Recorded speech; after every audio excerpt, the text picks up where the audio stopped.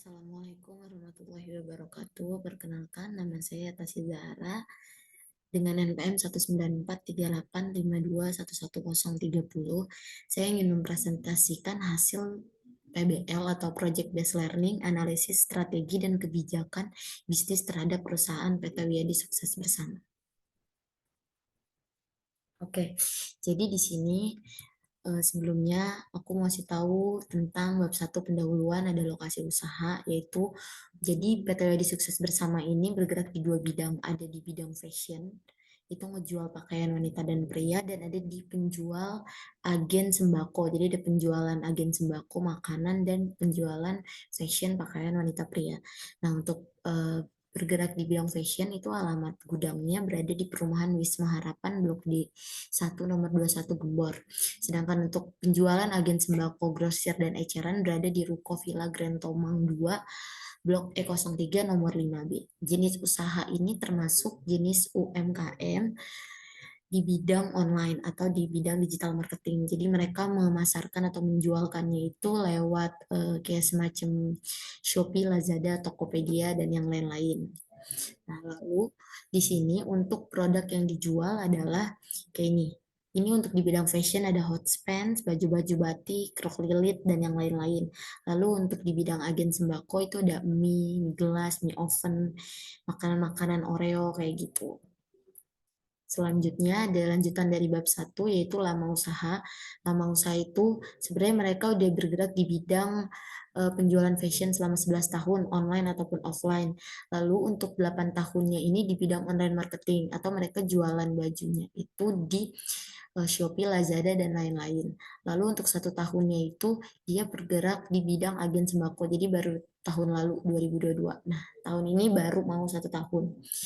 Pemilik usahanya yaitu ada Bapak Wilianto sebagai ownernya dan Ibu Heni itu istrinya dari Pak Wilianto sebagai pengurus operasionalnya dan Bu Siska itu adik dari Bu Heni sebagai pengurus keuangannya. Oke, kita lanjut. Nah, di sini ada bab 2 analisis, ada utility usaha, yaitu ada utilitas waktu, bentuk, tempat, dan utilitas kepemilikan.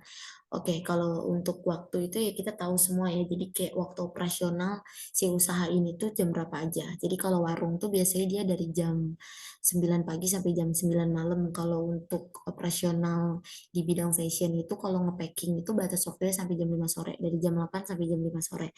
Sedangkan kalau bentuk adalah apa yang dijual. Jadi yang dijual itu apa? Yang dijual itu kalau produk jasa fashion udah jelas dong itu pakaian-pakaian wanita dan pria. Contohnya hot pants, congsam, baju-baju batik. Untuk utilitas waktu tempat yaitu lokasinya ada di mana.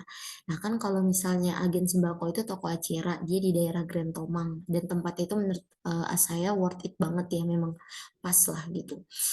Kalau misalnya untuk utilitas tempat di bidang fashion itu dia hanya gudang, di bagian atas gudang, di bagian bawah packing gitu. Dan itu pun tempatnya bukan pergudangan, tapi lebih tepatnya di rumah, rumah milik Pak Wilianto. Untuk utilitas kepemilikan di sini adalah jadi gini, utilitas kepemilikan itu yang pertama, contohnya itu adalah untuk di bidang fashion itu perusahaan dalam usaha ini itu sangat sulit meningkatkan karena dia nggak mau melakukan pemasaran secara offline. Tapi beda ceritanya dengan agen sembako, dia jualan offline juga toko. Tapi kalau misalnya bidang fashion dia nggak jualan dalam bentuk offline tapi hanya di online aja. Jadi utilitas kepemilikan itu adalah yang mengacu pada jumlah nilai kegunaan yang dapat dirasakan dengan memiliki produk dan dapat digunakan gitu. Untuk lingkungan eksternal di sini pemerintah Alhamdulillah PT WIADI Sukses Bersama ini kata Pak Yulianto selalu membayar pajak, jadi tidak ada hambatannya sama sekali. Untuk kompetitor kita tahu sendiri untuk di bidang online kompetitornya sangat eh, bersaingnya ketat sekali ya. Dia benar-benar sangat ketat. Jadi benar-benar sangat terasa untuk persaingannya. Mau di bidang agen sembako, mau di bidang penjualan fashion sama. Untuk supplier distributor di sini, supplier untuk di bidang agen sembako itu biasanya Ibu Siska sebagai keuangan dia mengatur biasanya mencari supplier yang bisa tempo entah 14 hari ataupun 1 bulan, intinya tempo. Dia tidak mengusahakan supplier yang cash dan supplier rata-rata itu sudah bagus-bagus ya dan terkenal. Contohnya Mayora. Perilaku konsumen ini contohnya adalah pada saat mereka searching di Shopee. Nah, itu kan termasuk perilaku konsumen. Mereka searching di Shopee Hot Spends. Nah, keluarlah SB Collection, Shopee Collection yang punya PTWD sukses bersama ini. Jadi seberapa pengaruh lingkungan eksternal itu termasuk perilaku konsumen. Sedangkan lingkungan internalnya adalah karyawan itu sendiri. Nah, untuk karyawan di sini bisa dilihat sendiri karyawannya itu sekarang hanya ada 7 orang. 7 orang pun tidak intens membantu Bu Siska, Bu Heni ataupun Pak Wilianto. Mereka hanya membantu di warung dan 2 sebagai admin di gudang bidang fashion gitu. Lalu untuk manajemennya juga di sini masih sederhana karena di sini masih Bu Heni yang memegang operasional, keuangan Ibu Siska dan Pak Wilianto yang mengatur. Memegang sahamnya di sini masih Bapak Wilianto, modal dan peralatan fisik di sini semuanya masih Bu Siska yang mengatur, tapi keuangannya tetap dari Pak Wilianto. Di sana memiliki 4 komputer, sekitar 4 komputer, dan ada mesin printer untuk menyetak resi. Selain itu disediakan untuk alat packingnya juga untuk pengiriman paket. Kita lanjut lagi sekarang, ini ada posisi kompetitor, nih ada posisi kompetitor di bidang agen sembako, bisa dilihat sendiri ya. Ini benar-benar banyak, kalau kita search Mi Oven punya Soulbig Collection, itu dia masih ada di sekitar ke-9. Sedangkan untuk posisi kompetitor di bidang penjualan fashion, itu lihat, malah tidak masuk ya, di peringkat teratas pencarian gitu loh, kalau kita nyari hot pants. Nah, berarti sangat ketat dong persaingannya. Nah, ini bisa dilihat sendiri sekarang ada sumber daya kapabilitas usaha yang dibutuhkan. Nah, ini bisa dilihat sendiri ya. Untuk ini ada sumber daya teknologi dan sumber daya organisasi. Nah, ini yang harus diperbaiki. Kalau sumber daya teknologi itu contohnya adalah harus mencari karyawan yang memang paham dunia digital marketing. Karena mereka tuh belum berani untuk masang ads ya, guys. Jadi, PTWI di Sukses Bersama ini belum berani masang ads. Jadi makanya perlu dikembangkan lagi gitu digital marketingnya itu untuk sumber daya teknologi. Nah, terus selain itu bisa dilihat sendiri di sini ya, tunggu. Bisa dilihat sendiri di sini untuk teknologi. Kayak masih banyak yang belum menarik dari produk-produk fotonya. Itu teknologi ya. Untuk sumber daya organisasi di sini bisa dilihat sendiri komunikasi dan sistem kontrol perusahaan. Ya, misalnya nih, kadang mereka tuh masih kurang orang. Jadi misalnya Bu Heni mengurus operasional, harusnya Bu Heni tidak usah terjun untuk mengurus operasional, tapi harus ada yang mengurus bagian-bagian tersebut. Bu Siska harus ada yang mengurus lagi. Jadi sehingga Bu Siska dan Bu Heni dan Pak Wilianto bisa memikirkan strategi ke depannya gitu. Jadi sumber daya organisasi menurut saya masih kurang ya. Itu yang harus diperbaiki. Oke, mohon maaf kalau di sini agak berisik ya. Kita lanjut lagi sekarang ke, nah ini position pasar, bisa dilihat sendiri. Position pasar itu adalah kemampuan perusahaan untuk mempengaruhi persepsi pelanggan ya. Nih, jadi gini misalnya, kalau di bidang fashion, itu mereka selalu memasang voucher-voucher atau misalnya kayak promo gratis ongkir, promo voucher murah lebay, dan yang lain-lain. Nah, kalau untuk di bidang warung, mereka itu selalu memberikan hal-hal yang unik. Misalnya, mereka selalu mengizinkan em, para pembelinya untuk datang sendiri. Selain datang sendiri, mereka juga mengizinkan untuk pembelinya mengambil barangnya sendiri, lalu nanti tinggal ke kasir. Terus mereka tuh kalau misalnya ngasih ide, misalnya, ada yang viral tahu, Ci, gitu. Itu dia bakal dapat potongan harga. Itu yang paling unik ya. Jadi kalau position pasarnya menurut aku udah paling the best untuk di bidang agen sembako. Nah, untuk kekuatan dan kelemahan menghadapi pasar, untuk kekuatannya sendiri, jadi gini, kalau misalnya kekuatan PTW di Sukses Bersama, mereka itu dalam satu seller mempunyai 2 bidang. Jadi pada saat mereka konsumen searching hot pants, otomatis kebuka Sobi Collection, dan setelah itu bisa buka-buka makanan yang lain. Jadi orang yang tadinya niatnya beli baju malah jadi beli makanan gitu. Untuk kelemahannya sendiri yaitu adalah kompetitor ya. Jadi belum tentu mereka kalau misalnya searching hot pants itu langsung keluar tuh si Shopee Collection. Jadi kompetitor juga tetap ada. Jadi itu menurut saya juga menjadi kelemahan peluang pasar karena banyaknya kompetitor.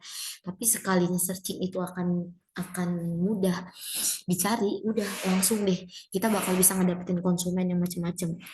Nah, lalu untuk ancaman eksternalnya di sini yang pertama adalah ini mereka itu belum berani untuk pasang ads. Jadi mereka tuh belum berani untuk bersaing dengan yang lain gitu. Jadi kalau memang kita searching SB Collection beruntung keluar ya keluar. Padahal kalau kita pasang ads itu bisa ya, itu bisa menjadi kayak semacam peluang ya. Ancaman itu bisa menjadi peluang, tapi ini menjadi ancaman karena kata di sukses bersama tidak berani masang ads untuk seller itu. Nah gitu, untuk internalnya sendiri bisa dilihat sendiri kalau di sini adalah sumber dayanya sumber daya itu sendiri. Jadi masih kurangnya karyawan yang paham digital marketing. Terus seharusnya menambah karyawan untuk menggantikan divisi bagian Bu Heni dan Bu Siska. Kemudian Bu Siska bisa mengembangkan kembali inovasi produk yang akan dijual.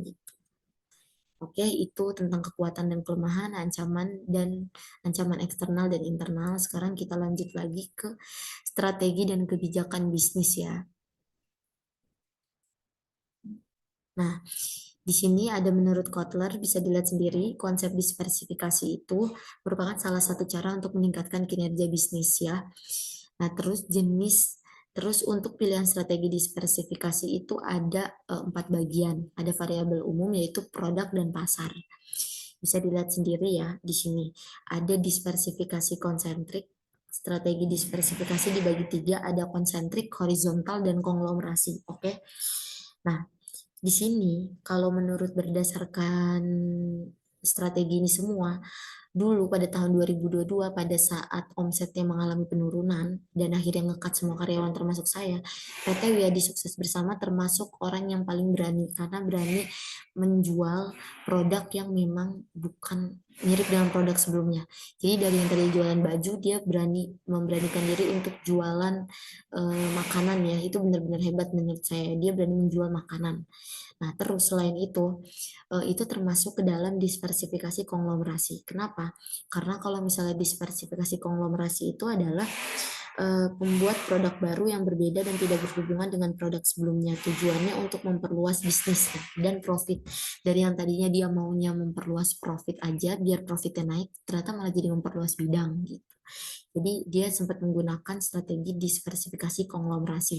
Nah, selanjutnya untuk yang aset di masa mendatang lebih baik menggunakan diversifikasi konsentrik. Nah, konsentrik itu menggunakan teknologi sejenis atau mirip untuk membuat strategi baru dan menggapai pasar baru. Nah, jadi harus memasang ads supaya bisa memperluas pasar. Jadi konsumen tuh pada tahu nih SB Collection jualan apa dan gak akan ada matinya. Nah, itu strategi dan kebijakan bisnis menurut saya tentang PT Wiyadi Sukses Bersama. Selanjutnya ada kesimpulan dan saran. Kesimpulannya adalah satu, harus menggunakan foto produk yang menarik agar terlihat gitu loh kalau di seller ini bagus nih, fotonya keren-keren gitu, dia jadi menarik. Kedua, lakukan promosi dan iklan, lakukan ads agar seller terus menaik dan terus meningkat. Kemudian membuka peluang saham. Jadi ini kan masih perusahaan keluarga, karena masih perusahaan keluarga, jadinya sahamnya tuh nggak digabung. Nah, itu jadi kesulitan. Padahal ada Pak Wilianto pernah cerita sama saya, ada temennya yang memasang saham di perusahaan dia, tapi dia nggak mau karena ini perusahaan keluarga, takutnya kalau dicampur tangan dari luar nantinya jadi berantakan. Padahal itu bisa membuat perusahaan menjadi berkembang kalau menurut saya. Lalu untuk sarannya masih sama, harus melakukan ads agar seller menjadi lebih terkenal, membuka peluang saham untuk perusahaan lain agar bisa berkembang dan bekerja sama. Kemudian tampilan produk yang menarik, di foto, di desain, editing, dan menambah karyawan yang paham tentang digital marketing agar usahanya terus agar usahanya terus meningkat berkembang gitu. Nah, terakhir dari saya, lakukanlah apa yang orang lain pikir kamu tidak dapat bisa melakukannya. Kurang lebihnya PBL yang saya sampaikan seperti itu. Jadi tentang PT WIADI Sukses Bersama ini menarik ya, dari yang tadinya tahun 2022 itu dia mengalami penurunan omset, sekarang udah bisa tinggi banget omsetnya. Menurut saya itu hebat, dia bisa survive, bisa bertahan, tinggal dikembangin lagi aja gitu. Kurang lebihnya mohon dimaafkan. Maaf bila presentasinya kurang menarik, pembawaannya. Semoga PBL ini bisa diterima dengan baik untuk kalian yang melihat nanti dan untuk Pak Esaka yang memberi penilaian nanti di akhir. Mohon maaf bila ada kesalahan. Terima kasih. Assalamualaikum warahmatullahi wabarakatuh.